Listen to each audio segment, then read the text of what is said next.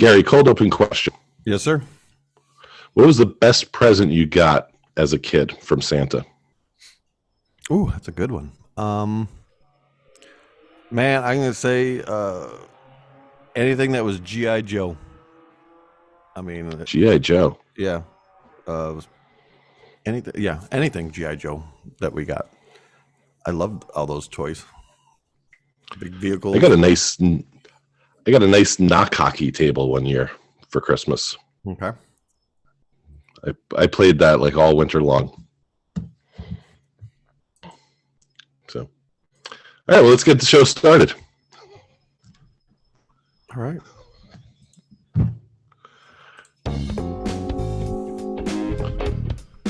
Tonight on the Brian Lennon Show, it's the one about Advent with our friend Steve DeLaney. He'll talk about the Advent season, and we'll catch up to learn what's been going on since the high school days. That is all tonight on the Brian Lennon Show on Substack.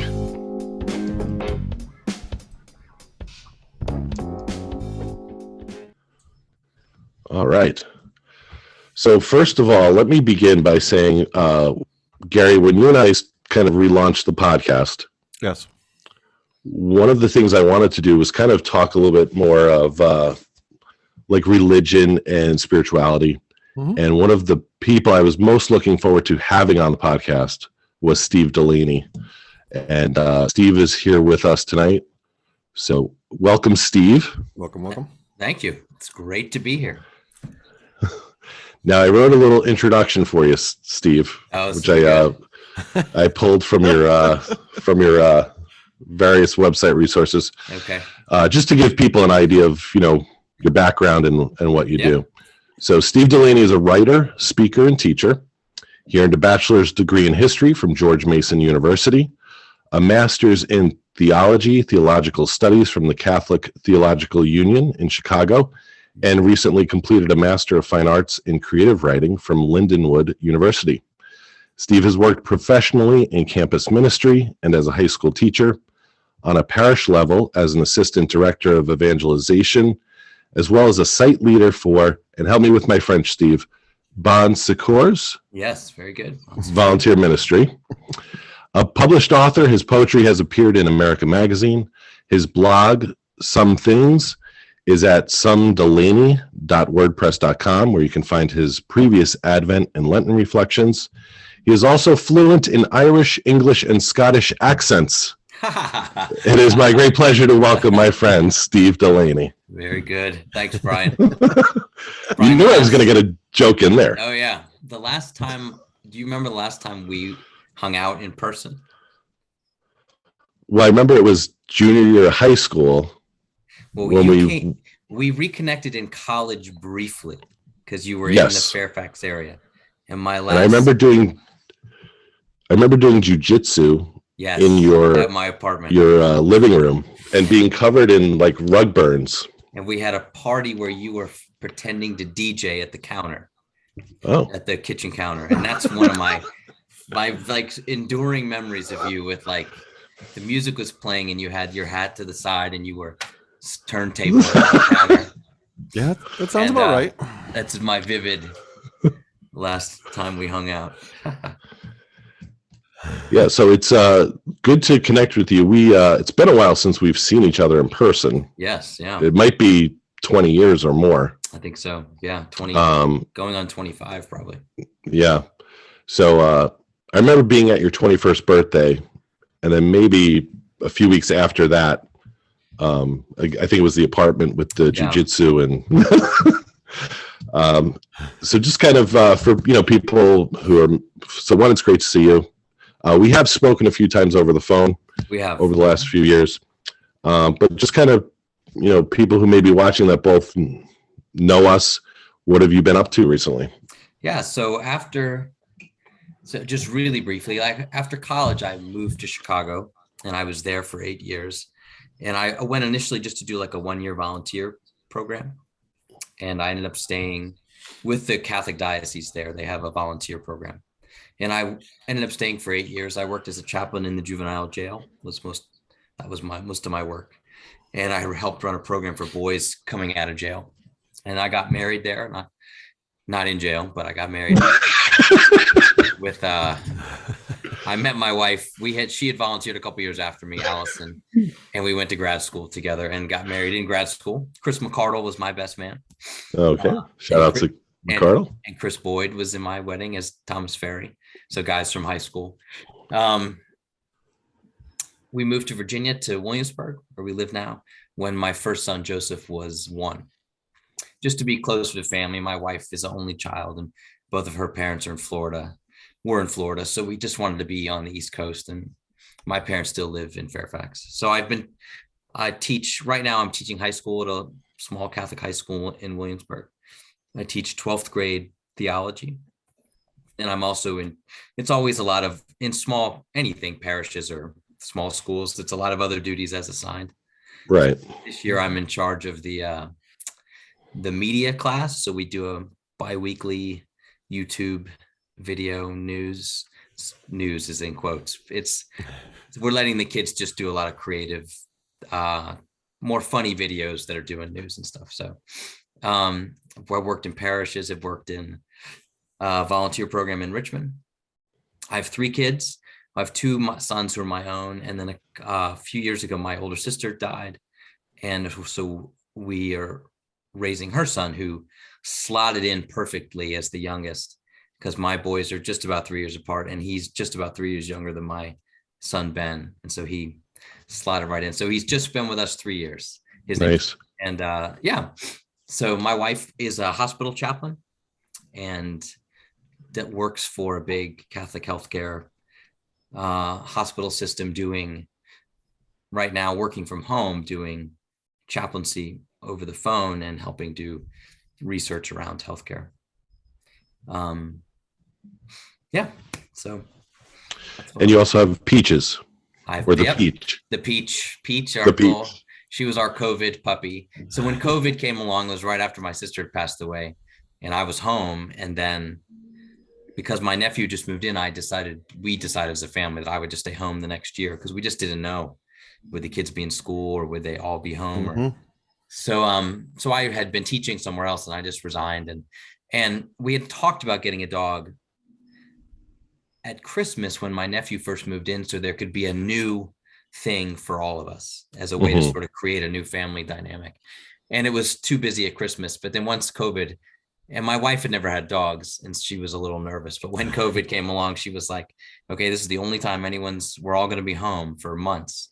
So let's go. So she actually found this little rescue puppy, and we picked her up, and she's a hound beagle mix named Peach. Yeah. She's a personality. Yeah. Like as all dogs, but yeah. That's been lovely. You post her pictures, and she does have personality the way she poses on for the pictures. Yeah, my Facebook page is mainly for people who want to see pictures of the dog. Is really, and people will reach out and say, I haven't had a Peach update lately. So yeah. So over the last few years, you've been writing. You also had a podcast too, typically around Lent and Advent, where you share reflections on the season. And so that's why I thought, now would be kind of the perfect time to have you on, because of Advent. And you actually posted your first reflection on your website, which is somedelaney.wordpress.com. And so I wanted, because I think Advent and Christmas time is a time of the year where a lot of, and you and I are both Catholics, but Christians in general kind of come back to the church, and there's maybe that reawakening of the religiosity, if you want to call it that. Explain a little bit, kind of a general overview for Advent for Dummies, what the Advent season is. And what it offers. Yeah. Because Gary's idea of Advent is the calendar where he can get the chocolates out of it. Yes. Now you can get like all kinds. There's Lego calendars. Lego ones. Yeah, no, I see them all the time. My son had a Back to the Future. He had a Back to the Future Advent. That's all I thought. I'm like, oh, isn't it just I'm like, are we talking about calendars with little toys in it? I'm like, what's going on? So this will be good. I'll learn something. Advent is traditionally and what's called liturgically in the church, meaning shaped around the church's. I speak from the Catholic tradition, but many of the more mainline Protestant churches would also share a lot of this history and understanding. It's a period of time, preparation for Christmas. It's the 4 weeks before Christmas, so it's 4 Sundays. And Advent comes from the Latin adventus, which just means the coming, or this is about to appear. It's about to happen.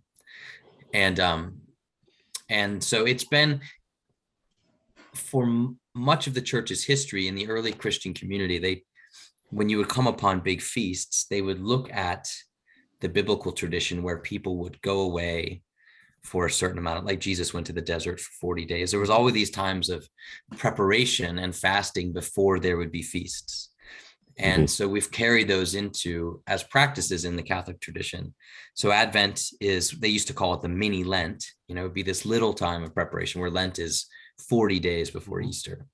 And there's lots of beautiful traditions about it. And in the Northern Hemisphere, I think it's a naturally reflective time because it's dark here. And so that sense of lighting candles in the darkness, and then we're inside more, there's just more of a reflective season. So people will get an Advent wreath, which has 4 candles, and 3 of them are purple and 1 of them is pink. And the order, it's a funny order, because purple, purple, pink, purple. And purple in the church is a color of preparation and repentance, readying ourselves for something important by taking stock of where we're at, if there's things we need to work on. The pink candle is there's a Sunday called Gaudete Sunday in Latin. And it just means we're excited because there's only 1 more week. And so you get this little break, sort of in Advent, that you're coming up towards Christmas. So because it's a shorter time, it's often been a really, like, even in my own terms of writing post each week, 4 weeks is a good amount of time to sort of move through a reflection process. It's just long enough that it can be meaningful, but it's brief enough that we don't get exhausted beforehand. Right. So I just did a 10-week gratitude journal for my Substack, and it was 10 weeks was a long time. And I had to think of 5 things each week that I was grateful for that week. Yeah. So, and some of them were, just kind of silly things that, to pick one. Yeah, no, I know you're right. It's good. And I think any of these practices, I know for me, like, I always start with really good intentions, and then I fade, or I get distracted. And that's a natural part of any spiritual life. We always have those ups and downs. You do, yeah. And flows. So, yeah. So when did this just start? So the 4 Sundays that just start this past on the 4th? No, or so the 4th Sunday was, before? It was the Sunday before. So you have to have 4 full Sunday. You have to have 4 Sundays before you hit Christmas. Because I noticed Christmas lands on Sunday this year, so I didn't know if that was counting. Yeah. So it's the So week. actually, often those little Advent calendars, they always start December 1st, the ones with chocolate. Yeah. We have a little thing in our house that's a Christmas tree that you pull ornaments out and hang them up, and there's 25. Okay. So Advent, I think it was the 27th or 28th, whatever that Sunday was. That was the first Sunday of Advent. Also, this just 27th. Okay. Church trivia. In the Catholic Church, the liturgical count, so there's a church calendar that goes through the year with various seasons, and like there's Christmas and Easter and Lenten. So the beginning of the new year is the first Sunday of Advent. And because the idea is that if you looking at the church year as you walk through the whole life and experience of Christ in the early church in that one year. And so the new year in the church is always that first Sunday of Advent, and things, you'll switch out. There's a new cycle of readings every year. That's when generally you'll switch out sometimes churches have hymnals that they'll trade out and get a new one. So that's our kind of the new year of the church is the beginning of Advent, those 4 weeks. Okay. Now, the reflection you posted this past week, it's entitled, "I Want You to Be." Yes. And it kind of revolves around this character, I'll call him Doug, or Miss Uncle, or Mr. Doug. Yeah. And when I read your writing, you always have like a central character. And it always kind of reminds me of if I'm reading like a biblical story, like a prophet or an Old Testament character, or like Simeon from the New Testament, who's kind of this prophetic character. Explain a little bit about Doug to listeners and kind of. Yeah, no, I'm happy to. So when I was 22, I moved from Virginia to Chicago, and I worked at this parish, Holy Rosary, which is on the far south side, 113th and King Drive.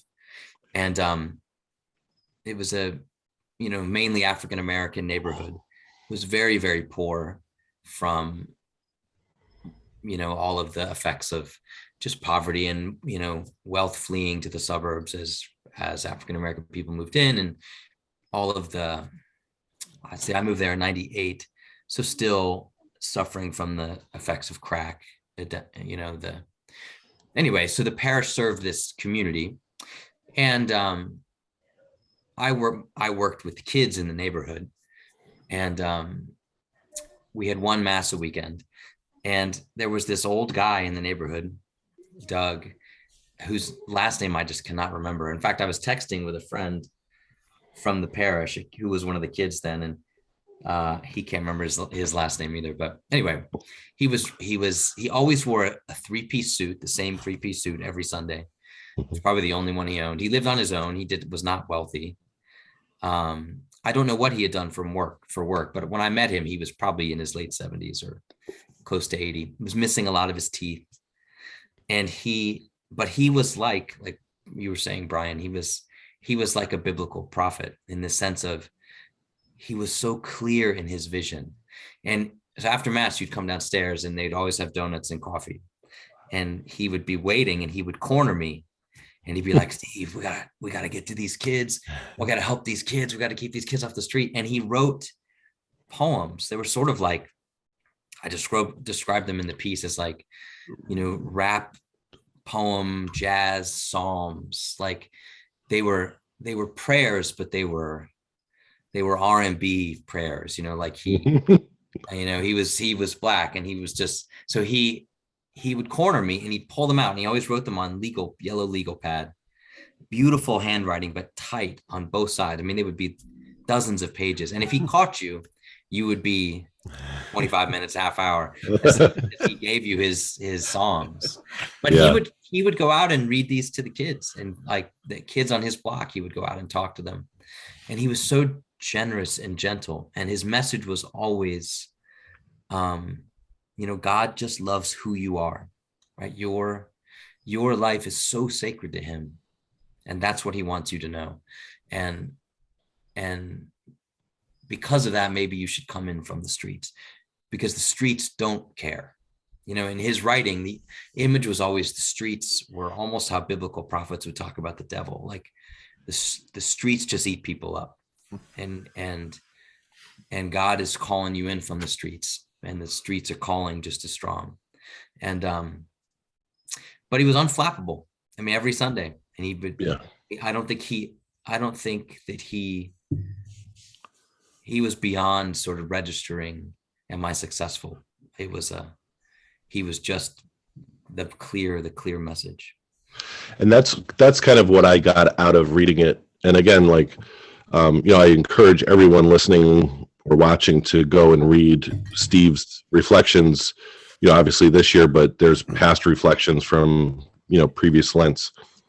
You kind of equate Doug's kind of message and his whole energy as that God's unconditional love. Mm-hmm. And one of the questions you pose in your reflection this week is, what else can the starting point be for Advent? Is just kind of understanding that God loves us.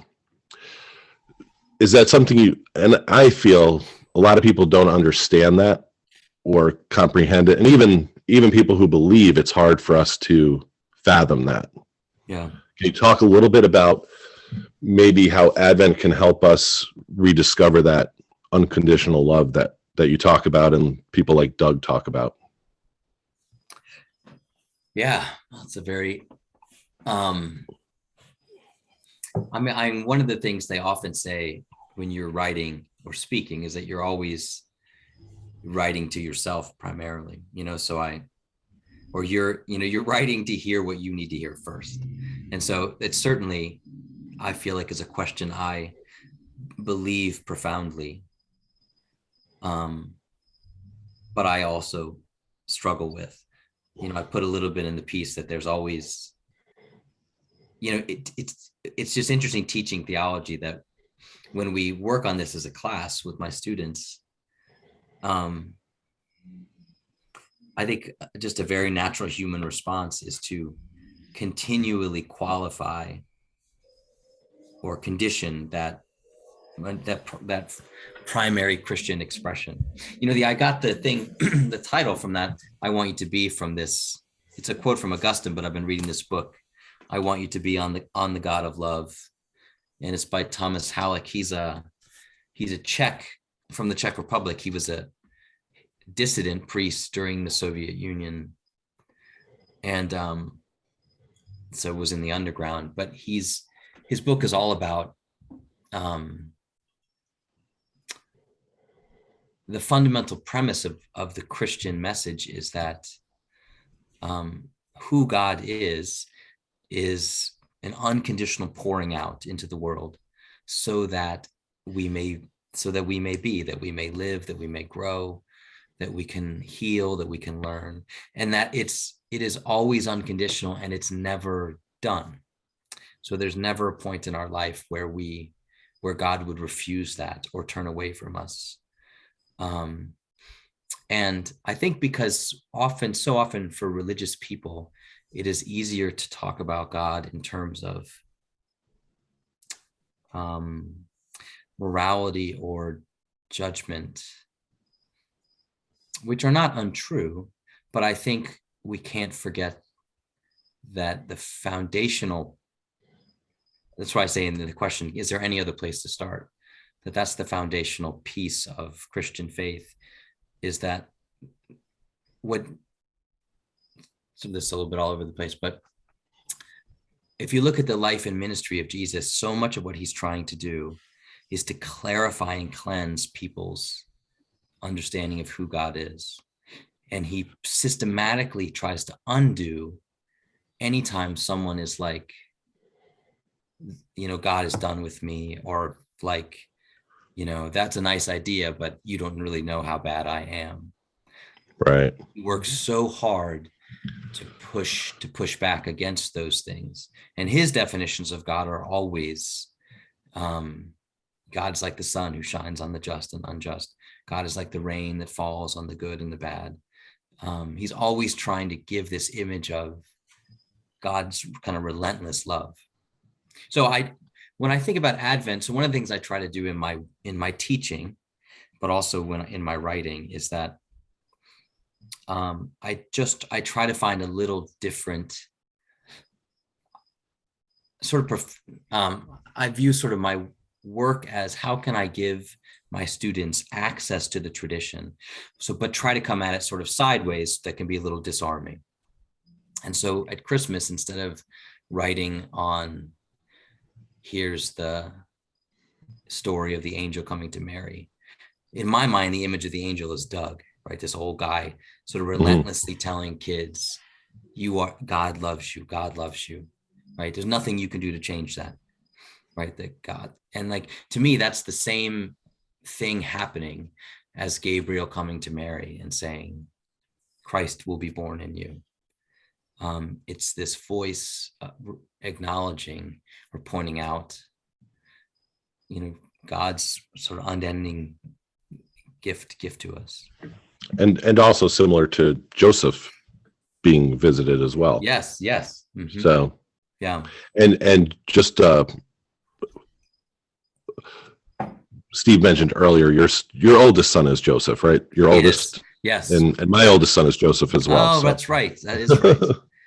Now, also reading your reflection too, when you mentioned like a lot of us when we hear like about unconditional love and that God loves us no matter kind of what we do or where we've been, we kind of think yes, but. And having studied improv, if if you're in a scene, and you kind of refute or rebut where the scene is going, it kills the scene, kills the humor. And so you're kind of trained and conditioned to say yes and so that was kind of a connection I made with like improv and which is understanding it as a spiritual practice almost. That's a great, just as an aside, that's actually one of the ways that people describe the Catholic tradition is that it's always that at its deepest, it's yes and they'll use that phrase because the idea is that even the word Catholic, we say translate it to universal, but in the Greek, it comes from these two words, kata, which is sort of about, and holos, which is the whole or everything. And so when I work with my students, we use that definition as that this is what faith is supposed to be, is something which is big enough for all of our lives, right? The good and the bad. It's big enough for everything. But that phrase, yes, and is often looked at the Catholic tradition in its biggest sense, that we can come to grips with. There's nothing that can make us afraid so that we turn away, so anyway, sorry, that's an aside, but I like that. Yeah. And one of the things I want to talk about too is, there's a lot of lapsed Catholics, and I think you kind of referenced it a little bit. If you listen to a podcast or you hear any sort of celebrity or even just, regular folks who, are former Catholics or ex-Catholics, they always kind of bring up, oh, I had that Catholic guilt, and that just seems to be like all they understand or want to understand about the Catholic Church, their faith.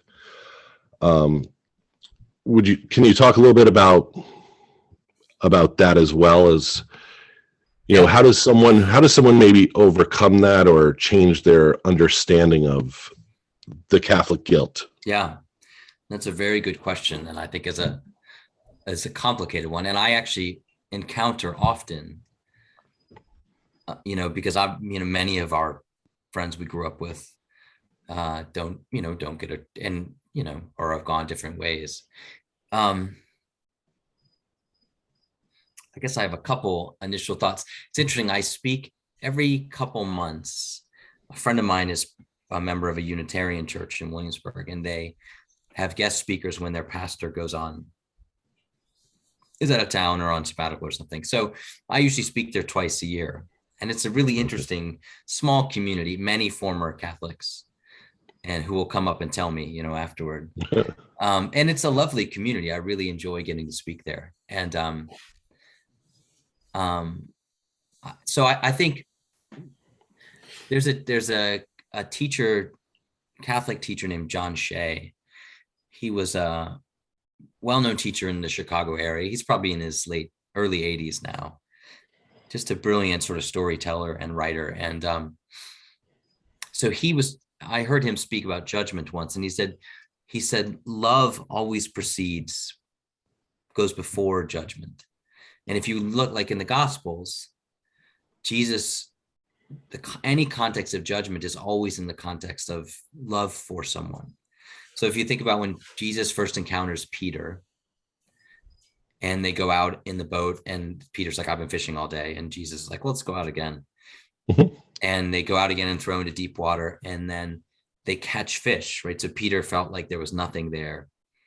So, and he realizes he's, in the gospel, he's in God's presence. And Peter's response to that is, Lord, depart from me, because I am a sinful man. Peter's encounter with that is to feel his own inadequacy. So I think there is something, so to put judgment in a positive light, judgment is when we encounter being truly loved, it makes us see the parts of ourselves that maybe we judge ourselves or we're ashamed, which we need to like forgive ourselves and move on. But also it makes us see the parts of ourselves we need to change. And so I think anyone who is married or who is has children, you constantly see the places in yourself that life is judging you in terms of that sense all the time. I think many of the challenges that people of our generation who grew up Catholic felt or encountered, and I don't know if these were profound experiences or surface experiences, but they felt the judgment without the love. And I think that a lot of that is, and I know people for whom that was their primary experience of church. Right. And so that is very challenging. I mean, another thing I often say to people who want to go back to church, I mean, I always encourage it, but I do say you have to give it time, and you have to want it. I think because we're such a consumer-oriented world, often when people will try to go back to church the first time, they'll go to a parish where they don't know anybody and no one will talk to them. And the priest might give a crappy homily and and then they've really tried, and then they'll leave it feeling sort of isolated and maybe embarrassed that they were alone or someone was rude to them, and then they won't come back. So I think anytime we want to participate in a community of people, we have to be willing to give them time, and I think like 6 months time. But the other thing I would sort of say is that, or invite people, if you find, to try to, and because of the prevalence of online resources, to try to find a teacher or a pastor or somebody who speaks your language, right? Who will help you reconnect in a way you're interested in doing. So like for Catholics across the spectrum, that, are you okay if I talk about other popular Catholic? Okay. I don't want to. Yeah, certainly. No, yeah. I don't want to, we're not promoting anyone. You're not. I don't want to mess up with all your sponsors out there. They work good day. Gary's working on those. So many. But like, for some Catholics, they might want someone like Father Mike Schmidt or Bishop Barron, who is really clear on like approaches Catholicism from the apologetic point of view. Let me explain why Catholicism is correct. And for many people, that's where they're, okay, go ahead. I was going to say, because I kind of had wandered away from the church myself before coming back. And Bishop Barron was one of the kind of key figures for me, because you could tell he was intelligent, well thought out. And he was someone who, just kind of spoke to me on my level. Yeah. And whereas some other people might not. Yes. So I think you're right. Whereas people have to kind of, and there's, a whole array of different people and speakers and apologists. Yeah. So I think, that's a good point, is there are a lot of resources out there. Mm-hmm. And there's, for other people, like my mom is really into Father Richard Rohr, who's a Franciscan priest, and he's much more on the sort of progressive spectrum of the church. And some people might need that kind of teacher to help them get access back to the church that they're part of. So I guess I always just tell people, and if anyone, I would always remind people that, if they feel a desire to go back to church or connect to any church, that's one of the ways that God, I think, works inside us, is those little seeds of desire for encounter. And so but to be patient with yourself, and it takes time, and it's okay to be frustrated, and it's okay to be disillusioned at times, but I would just encourage people to keep trying until they find something that feeds them.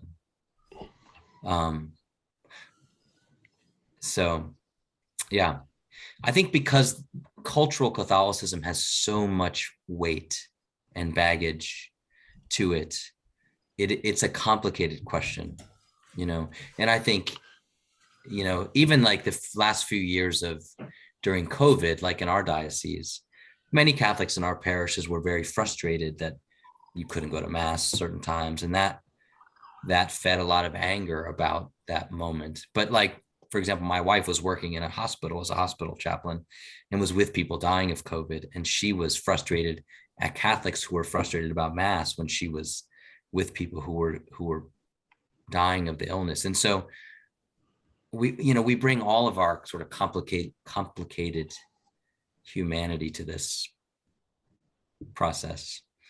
So it can be tough kind of coming back to it.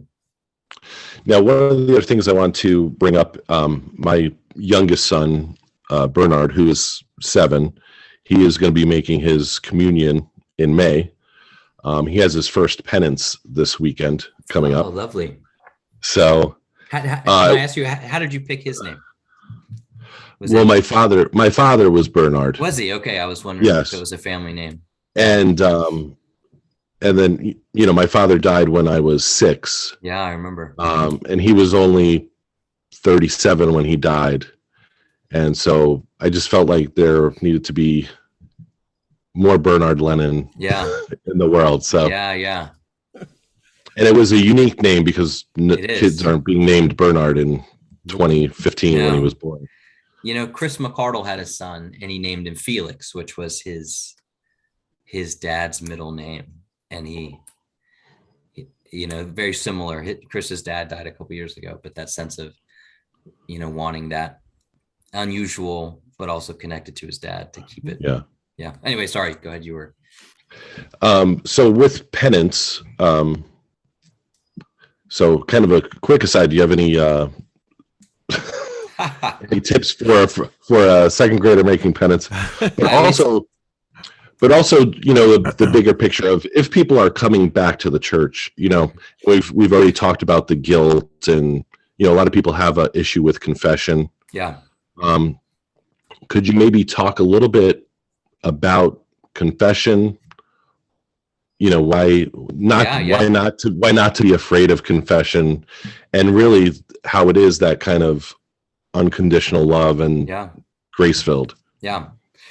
First, for your son, I know when my sons were doing it, I just said, you just plan 3 things that you can say, and I helped them think about it. And my younger son, Ben, when he was going, he spoke so loudly. Everyone could hear him. It was a public confession. It was, even though it was behind closed doors, it was a riot. He just has a loud voice. So, confession is really,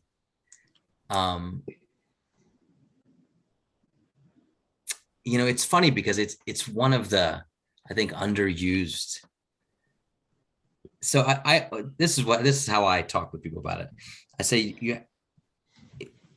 for it to be, at least for me, for it to be meaningful, we have to move. So one of the challenges for many people like our age who grew up Catholic is that, and I don't mean this judgmentally at all, is that their religious development stopped at about probably age 12 or 13, meaning their concept of God and faith is still that concept largely.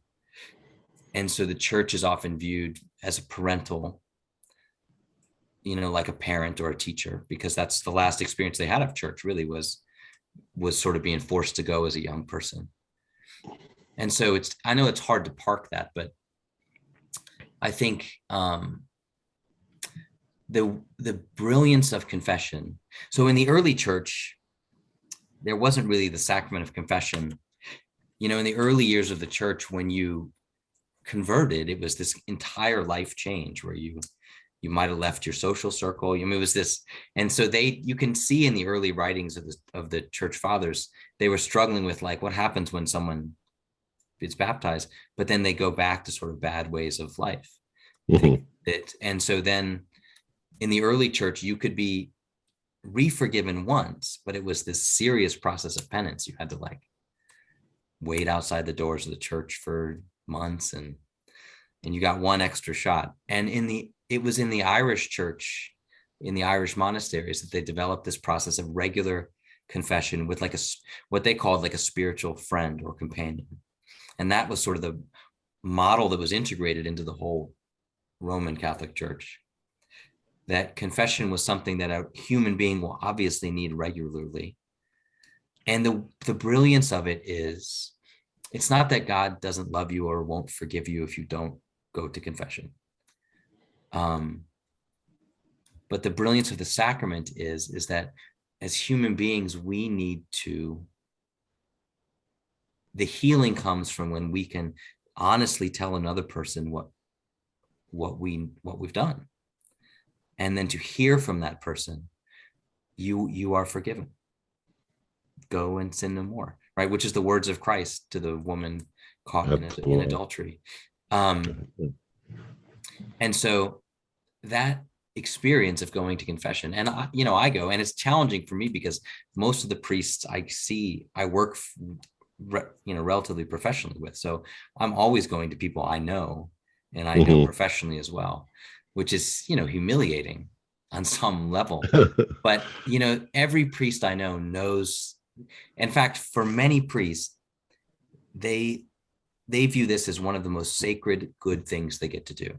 For most priests, their lives are administrative nonsense. I mean, it's really tough running parishes. You're caring for a huge building, blah, blah, blah.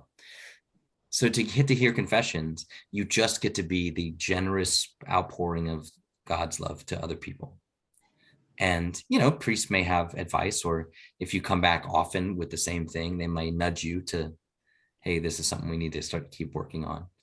But it's that practice of honesty is, for adults going to confession, I think is really helpful, can be very helpful. Yeah. Yeah. I teach sixth grade CCD at my parish. Very good. And that's like an automatic ticket to heaven right there. One of the girls, probably a month ago, we were discussing confession, and she had gone to confession the day before. And honestly, most of the students, for every year I've taught, the last confession they made was their first confession. Yeah. It's not something that they do regularly. Mm-hmm.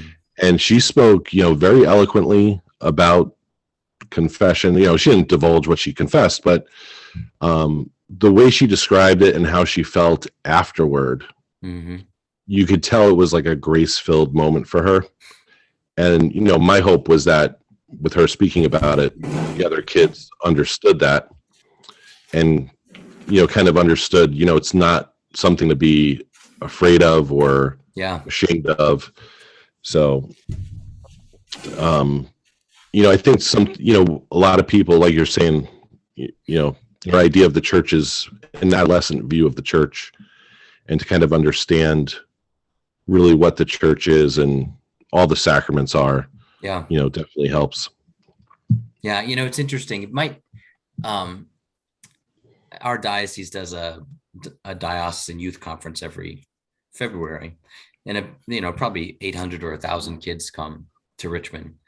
And there's a big time where they can go to confession. They have 15 or 20 priests come, and it's for several hours. And the constant remark that kids make, especially kids who've never gone to confession or haven't gone in years, and they happen to be at this conference and they sort of get caught up in the vibe and they go, is that feeling of lightness inside, and I think, it's not a total mystery that we need that, as social creatures, as human beings, that in the incarnational church, the way that one of the primary ways that God communicates to us is through the goodness of other people. And so that feeling of someone who represents the church, represents God's love, formally telling you, you are forgiven, right? You're free, is a beautiful experience. Yeah. Yeah. So, and a lot of churches, I know, our parish will offer, extra time for confession, kind of leading up to, Christmas during Advent. So, if anyone's interested, I'm sure there's plenty of opportunities in addition to Saturday afternoon. Yeah. At your local parish to, Mm-hmm. Experience that. I was gonna say, I wish, is there anything else you wanted to discuss? I don't know. It's a dangerous question, Brian. I could go. I was gonna say, I think you should write more, and I'm sure you probably hear that a lot from people, that you would, you should be writing more and more often. Where is your writing career? Because I know you got the, the MFA. So are you working on a novel? Are you working on a bigger project? Where do you stand with? So I started the blog during COVID. I had started it before, but I never published it. It's funny because even though I have done writing and published poems, I think I was always, like I think many new writers, I just was nervous to show my writing to people I know. And so during COVID, I graduated with my MFA that May during our, that lockdown time. And I thought, wow, the step I need to take is to be visible to people that I know. And because that's who I'm writing for anyway. Yeah. So that's been a really lovely experience, actually. So I wrote a novel that I finished maybe 5 years ago and have shopped around a little bit without much success. It was actually like a novel for young people, because when my kids were young, I basically wrote it for them and read it to them. Okay. And it probably needs some, it needs some cleaning up before it could be publishable. I write poetry often. And I think in my mind, I have sort of a nonfiction book in mind. I think based on some of the writing from my blog. Well, I think what I would like to do is use the framework of the 7 sacraments to write a sort of spiritual reflection, part memoir, part, and use each of the sacraments as a window to explore.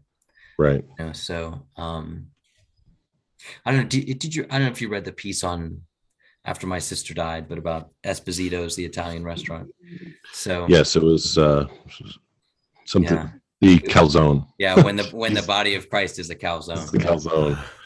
Yeah, that's and again, for anyone who's listening to the podcast here, definitely recommend going to read Steve's writings on his website. It's somedelaney.wordpress.com. So there's about 3 or 4 years worth of reflections. Yeah, I definitely see, you probably are putting enough material together to, put a book together. Yeah. So that's my goal in I'm sort of I think I'm just emerging from my sister's dying, new child, COVID. So this is the first year I'm working full time again. I worked part-time last year. So, trying to find the rhythm in which I can get useful writing done. Right. Wow. I kind of understand what you're talking about with like sharing your writing, because, I've been writing 2 years now on Substack for the most part. My first year was a little sketchy in and out, but, there is a vulnerability to sharing, your writing and your thoughts and art and your experiences. And especially in today's climate where it can be, tough to have an opinion if it's not, the right one or the acceptable one. So I definitely, understand that. But, and I talked to my last one I just wrote about was like kind of having like a imposter syndrome. You think like, well, what would anybody want to read what I write? Or read what I write. I, definitely understand that. And, but I think you just it's a mental hurdle where you have to get over. And it is. Yeah. I think too, for me, I had to grow into, I think when I was younger, and probably still now in some ways, what I wanted was to be a writer. And I think that was more of an identity that I wanted instead of, my wife was asking me once, like, what do you like about it? And I said, I like who I am when I take the time to write well. I like that person that comes out then, Yeah. And that was kind of it for me too, because I went back to school and got my degree in industrial organizational psychology. So I was studying a lot of psychology. Yeah. And the Strengths Finder book was a big one for me, identifying like kind of what my strengths were and what made me happy or feel, fulfilled. And it always was kind of when I was writing or being creative. One of the memories I have of us is when I hooked up my phone with my karaoke machine and we recorded on a cassette tape phone calls. I called you. Oh, yeah. I called Tommy Longfellow, and oh, yeah. Brian was in my brother's bedroom with that phone, and just so I've always had that like.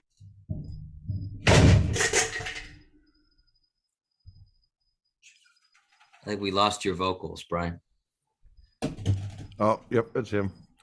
I thought it was me. Something just fell off my table. And that was like a trash can got knocked over too.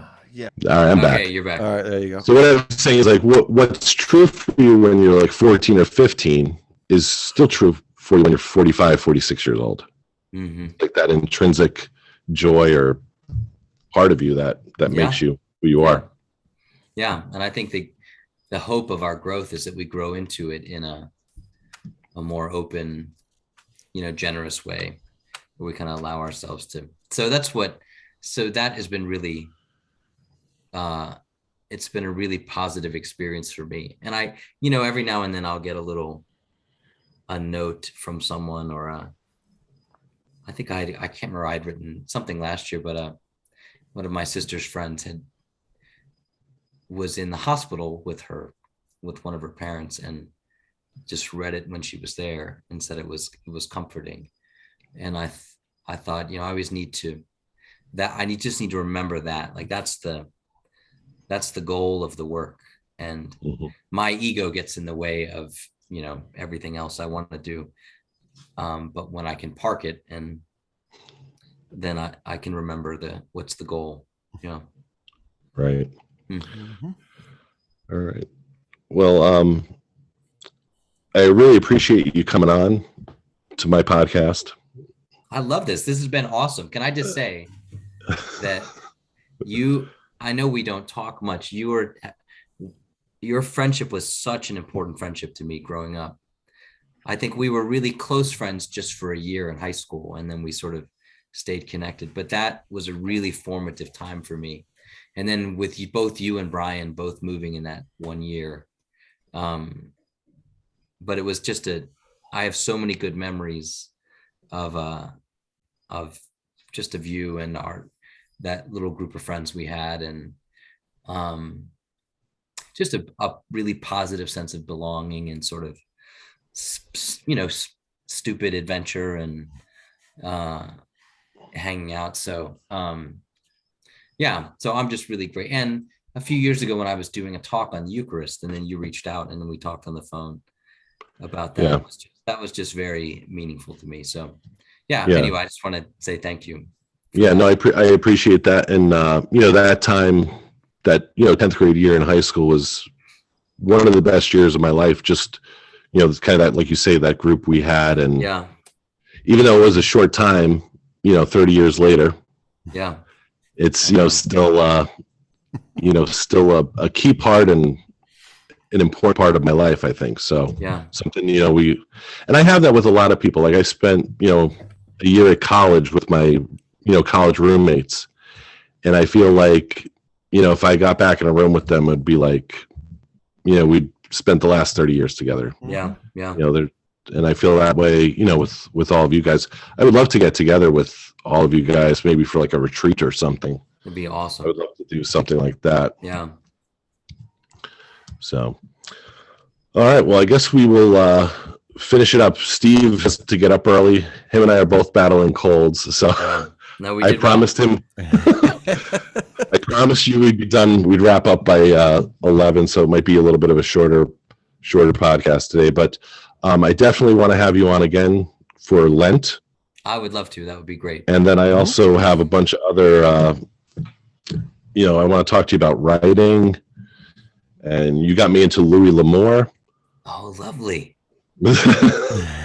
So I would love to. I mean, any time, Brian. I was telling my son Joseph about this, and he was like, "Well, you love to talk, Dad, so I'm sure we'll." Yeah, so this is your first time, but it's not going to be your last time. I definitely want to have you on again to discuss them more. I appreciate it. So I do appreciate you, taking the time. Obviously in December, I think December is my busiest month on the calendar. I like doing something every day with the holiday, with church, and it is. Yeah, we have banquets. At the high school. We do a Christmas concert and tableau where the senior class put on like a Christmas play, basically. So we have rehearsal tomorrow. Did we lose you again? He didn't want to hear about the tableau. He's not into that. Hey, so anyway, you know what? I mean, this is only. It's only twice. This episode, so this is actually this was a good episode. Now I can hear you guys. Yeah. We had one a couple of weeks ago. It was like every 10 minutes, I think he was out, and it was just me and him. So it was just me talking to myself. So that wasn't any fun. So. All right. Well, I'm back now. That's good. Yeah, I was just saying we have a Christmas play at school on Thursday, so we got rehearsal tomorrow. So that's I got to get I have 42 seniors. I have to get them. Wow. In line and where their parts are, get their costumes going, and so. Oh, good luck with that. Yeah, I will. Again, I want to try and keep in touch with you more often, and you need to write more and post more on your blog. Will do. That's your New Year's resolution. Again, Steve, you want to plug your website? Yes. So it's called Some Things, and the website is somedelaney.wordpress.com. I do a podcast version of the reflections. I just didn't do it for this week because my voice was gone because I was sick. So I'm going to do that. And it's funny because I did it the 1 year and I was like, that's too much work. I'm not going to do it. And then my cousin called me and she's like, no, I go running and listen to those. So you better get on. So I need to get on them, and I try to put those on as well. So yeah, thank you. All right. Well, if I don't talk to you before, have a Merry Christmas. Yes, you too. Merry Christmas. Fruitful rest of your Advent season, and good luck with the school play this week. Thank you. Thanks. All right. That was Steve DeLaney from somedelaney.wordpress.com. Gary, any final thoughts? Nope, I got nothing. All right. Well, that's going to be it for us tonight on the Brian Lennon Show, .substack.com. As always, thank you for listening. Thank you for reading. Please subscribe. You can subscribe on the podcast page, on the webpage. As we leave you, we show a picture of me from 10th grade with sideburns up the side of my head during the 90210 phase. That's going to be all for us tonight. Thank you very much, and have a good week.